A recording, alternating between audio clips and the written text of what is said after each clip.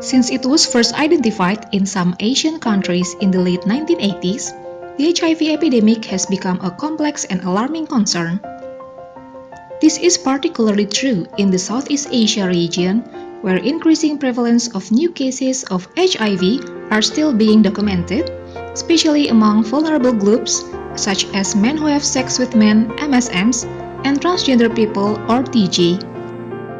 According to the first ASEAN Regional Report on HIV and AIDS in 2011, there are an estimated 1.5 million people in the region who are living with HIV.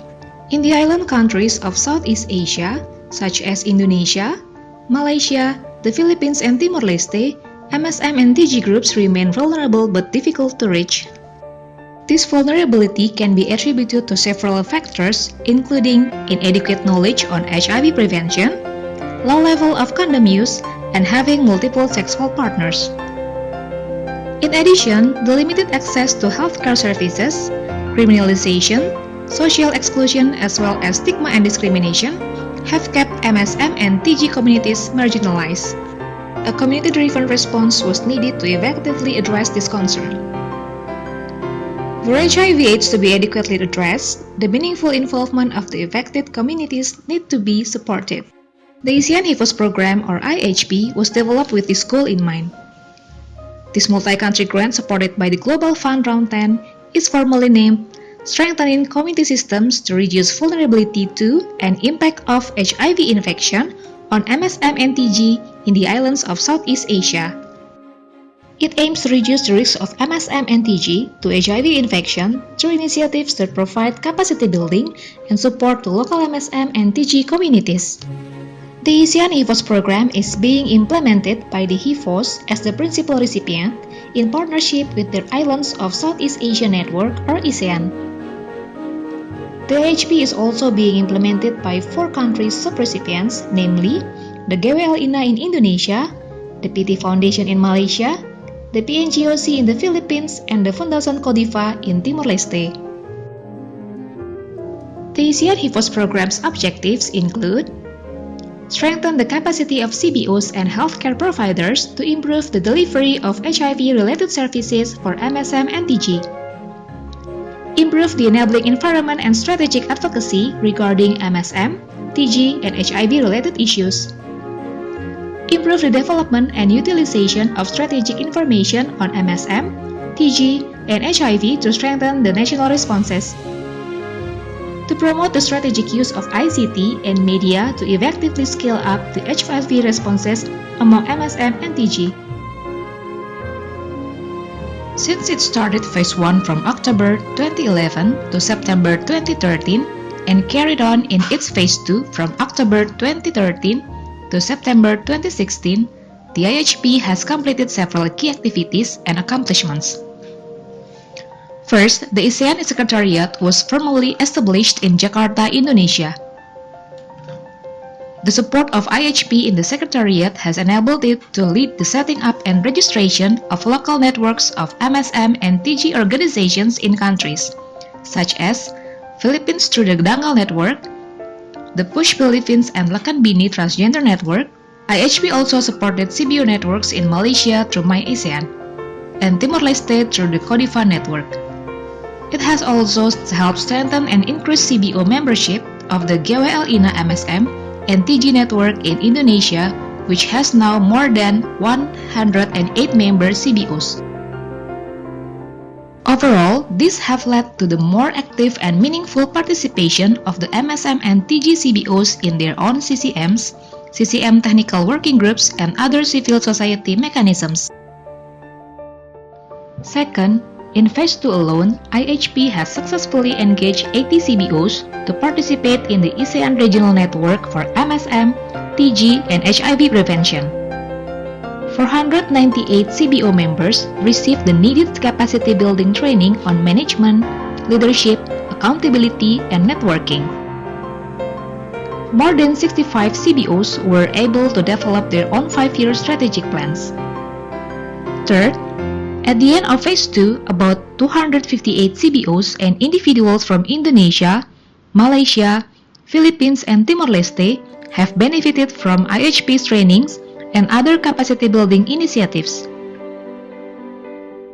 Several workshops and community system strengthening trainings were developed and conducted for the CBOs to increase their skills on leadership, advocacy, organizational and financial management, strategic planning, and M&E.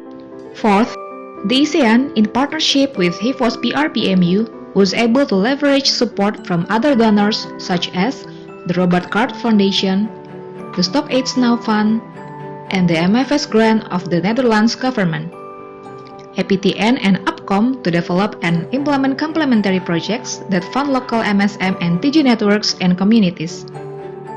Fifth, in line with its goal to improve the development and utilization of strategic information, IHP has completed several operational researches, including a mapping of MSM and TG communities across the region. With 174 outreach workers trained during the Phase 1, IHP has successfully reached 25,620 community members of MSM and TG through the use of direct outreach, as well as ICT-based tools. From 130 CBO members who were trained in the use of ICT-based tools for HIV prevention, the ICT program was able to reach 15,918 MSM and TG with high-impact prevention messages. Sixth, a baseline and endline study on self-reported experiences of stigma and discrimination were completed in 4 IHP countries. With 2,400 respondents per study from across the region, the IHP Stigma and Discrimination Study, or SADS, provided information of the SADS status among MSM and TG people's experiences with local healthcare workers and in various healthcare settings. The study has documented a reduction of the self-reported SADS experience of MSM and TG respondents from 20% in 2015 to 12% in 2016. Seventh, the research best practice documentation and desk reviews conducted by the IHP have resulted to several publications and other BCC materials which are used by CBOs in their own local HIV prevention activities. Eighth, collectively, the IHP team has presented more than 25 abstracts and oral presentations in various local, regional, and international HIV/AIDS conferences. Ninth, to extend and the range of program outreach, as well as promoting the activities at regional level, the IHP also developed a website, regular newsletter, and online M&E reporting system. 1,250 healthcare providers were trained on service provision for key affected populations, as well as stigma and discrimination. These trainings included a module on sexual orientation, gender identity and expression, or SOGI, which provides correct information on sexual and gender diversity. For the community members themselves, IHP has trained 167 CBOs representatives to be their own trainers for MSM and TG peer educators or outreach workers.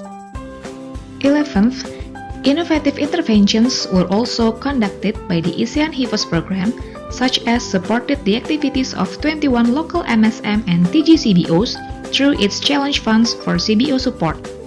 Lastly, moreover, 20 representatives from CBOs in Indonesia, Malaysia, Philippines, and Timor-Leste completed a leadership exchange program which enabled them to learn from each other on HIV prevention and CBO management strategies as implemented in each country. This initiative aims to develop a new generation of committed MSM and TG community volunteers and CBO staff to continue their work on HIV/AIDS in various contexts. In its 5 years of implementation, the ASEAN HIFOS program was able to maintain a consistent performance rating with an A1 in almost all semesters. This has inspired the ASEAN HIFOS program team to continue its work in providing responsive, meaningful, and community-led capacity building support to MSM and TG CBOs and networks in the region. This also applies to in its new extension phase until December 2017. The 5 years of the ASEAN HIFOS program reflects a strong commitment to continue its CSS work on the hidden and difficult-to-reach MSM and TG populations in Indonesia, Malaysia, Philippines, and Timor-Leste. This way, they can be assisted to fully access and be more actively involved in the needed interventions that will lessen their vulnerabilities to and the impact of HIV/AIDS in their lives.